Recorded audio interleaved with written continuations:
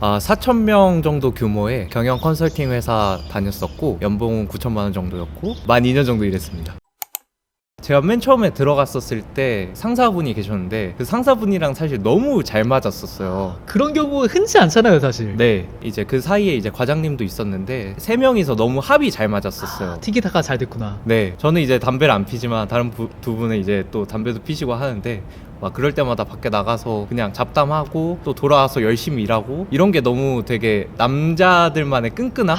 그런 게 있죠. 네, 이런 게 있었어요. 그래서 그렇게 팀으로 막 움직여서 다녔는데 그게 너무 즐거운 거예요. 그래서 와, 이대로라면은 내가 그냥 직장 생활 별로 고민도 안 하고 5년, 6년, 7년 이렇게 할 수 있겠다라는 생각을 했었거든요. 나도 성장하면서 네. 여기서 뭔가 가족처럼. 근데 이제 문제는 매니저님이 이직을 하시게 된 거예요. 마침 이직처가 제가 너무나 가고 싶어 했던 직장이었어요. 다니던 곳이 중견기업이었다면 네. 거기는 컨설팅이 좀 대기업이었던 거예요? 맞아요. 거기는 원류, 이 컨설팅이라고 하면은 다들 꿈꾸는 정점 이런 데였거든요. 그래서 이제 거기를 가게 되면서 저의 인생에도 약간 균열이 생기기 시작했죠. 왜냐면은 진짜 나는 여기 온전히 만족을 했는데 네. 팀장님은 그렇게 가시고 네. 근데 나는 지금 그러면 어떤 상태지? 그거를 좀 되돌아볼 수 있는 시기였을 것 같아요. 네, 맞아요. 말씀하신 것처럼 여기에서 계속 남아서 커리어를 키워야 되나? 아니면 나도 이직 준비를 해야 되나? 이렇게 좀 딴 생각들이 머릿속에 이제 들어오기 시작하는 거예요. 갑자기 방향성을 잃은 거죠. 네. 나는 이 사람들이랑 뭐 3년, 5년 같이 할 생각을 하고 있었는데 네. 우리 대장님이 사라졌어. 맞아요. 엄청 허탈했어.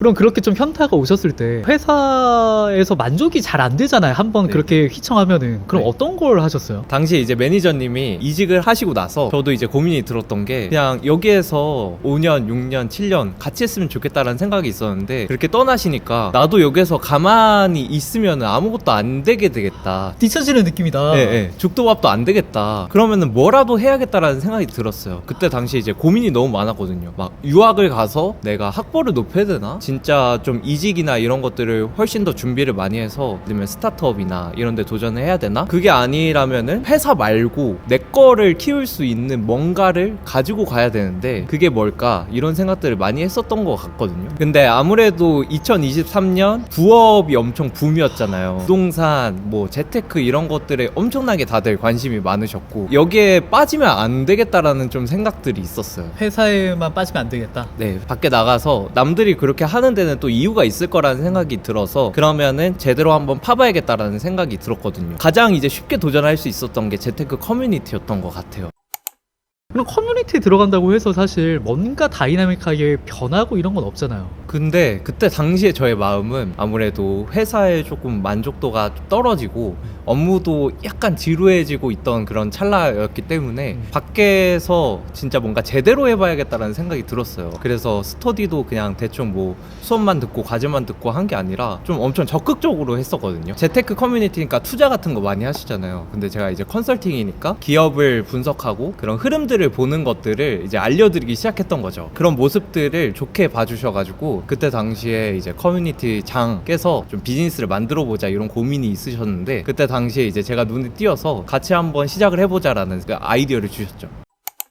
내가 지금 연봉 9천 받고 있는데 지금 어떠한 그러면 개런티도 안 되는 상황이잖아요. 이제 나 이거 해보려고 하는데 같이 해볼래요? 이러면은 조금은 나 그래도 어느 정도 같이 있는 사람이네 라는 생각이 들었지만 흔들리진 않았을 것 같거든요. 네. 어떠셨어요? 제가 사실 회사에 들어가기 전에도 회사를 평생 다닐 생각은 없었긴 하거든요. 10년 정도 다니고 내 거를 해봐야겠다는 생각이 있었어요. 그런 제안을 받았을 때 어떻게 보면 그게 많이 당겨진 거죠. 그리고 그때 당시에 이제 저 말고 다른 분들이 이미 출근을 하고 있는 상황이었어요. 팀이 세팅이 돼서. 그러다 보니까 저도 조금 빨리 들어가서 같이 하고 싶다라는 생각이 커졌고 처음에 할 때는 이게 병행이 가능하겠다라고 생각이 됐는데 하다 보니까 병행이 힘들겠더라고요. 그래서 되게 고민을 많이 했어요. 내가 이거를 버리고 막 이렇게 가도 되나? 결정적인 어떤 결심이 뭐냐면 내가 만약에 밖에서 1년 동안 다른 걸 하고 돌아왔었을 때 충분히 내가 입사가 가능할까? 내 능력이 충분할까? 저는 좀 자신이 있었거든요. 그래서 1년만 걸어봐야겠다라는 생각을 하고 나간 거죠. 그러면 사실 솔직하게 사회초년생이 9천이잖아요. 그랬을 때 그 9천이 어떻게 보면 선망의 대상이란 말이에요. 그랬을 때 좀 주변 반응은 어떠셨어요? 다 미쳤다고 했죠, 당연히. 지금 너 연차에 이렇게 해서 받을 수 있는 게 진짜 뭐 행운이고, 지금 경기가 너무 안 좋잖아요. 경기 안 좋은데 이게 말이 되는 거냐. 나가면 진짜 지옥이다. 막 이런 얘기들도 많이 했었고, 뭐 실제 지옥이긴 했는데. 그런 반응들이 이제 대부분이었고요. 근데 가장 응원을 많이 해주신 분이 사실 어머니셨고, 어머니는 더 늦기 전에 해보고 싶은 걸 하는 게 좋겠다, 후회하는 일이 없었으면 좋겠다라고 얘기를 하셨었어요. 문제는 아버지였는데, 아버지는 되게 보수적인 편이고 좀 가부장적인 스타일이셨거든요. 사실 아버지한테는 아직까지도 말씀 못 드렸어요. 퇴사하신 지 얼마나 되셨죠?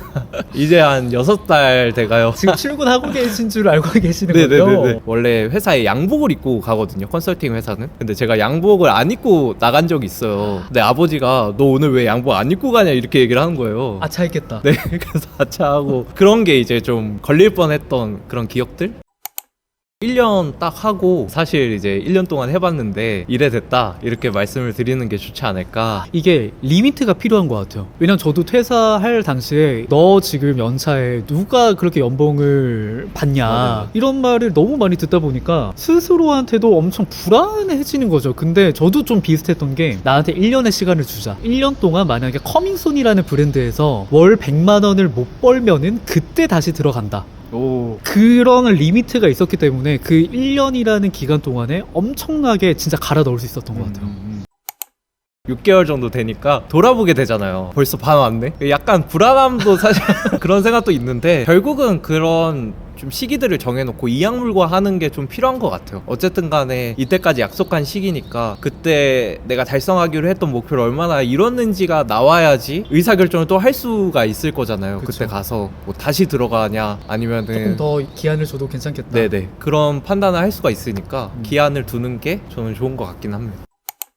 강의를 들으시고 커뮤니티를 하셨던 거잖아요. 네. 회사를 다니면서 하실 때 시간이나 그런 쪽으로는 괜찮으셨어요? 그때 당시에는 진짜 좀 물불 안 가리던 시절이긴 했던 것 같아요. 한참 열정이 올라왔던, 불쏘시개라는 이름처럼 네. 한참 올라왔던 시절이라서, 컨설팅 특성상 야근이 엄청 많거든요. 막 8시에 끝날 때도 있고 새벽 2시에 끝날 때도 있고 막 한데, 끝나고 나서 무조건 시간을 두고 계속 했던 것 같아요. 그때 당시에 저 말고 다른 분들도 이제 출근을 막 하고 있었던 때여서 퇴근하면은 그쪽으로 달려가서 사실 막 거의 두 집 살림처럼 막 그렇게 지내기도 했었고, 주말이 일단 없었고요. 주말에는 무조건 다 시간 반납하고 나가서 뭔가 그런 작업들을 했었고, 그렇게 할 수밖에 없었던 것 같아요. 잠자는 시간도 또 줄여가면서. 어떻게 보면은 두 집 살림이라는 게 간을 보셨던 거잖아요, 사실은. 네, 맞아요. 덜 벌더라도 여기가 진짜 재밌네, 여기가 진짜 내 자아 실현할 수 있는 곳이네, 성장할 수 있는 곳이네, 그런 생각이 드는 순간이 어떤 때였어요?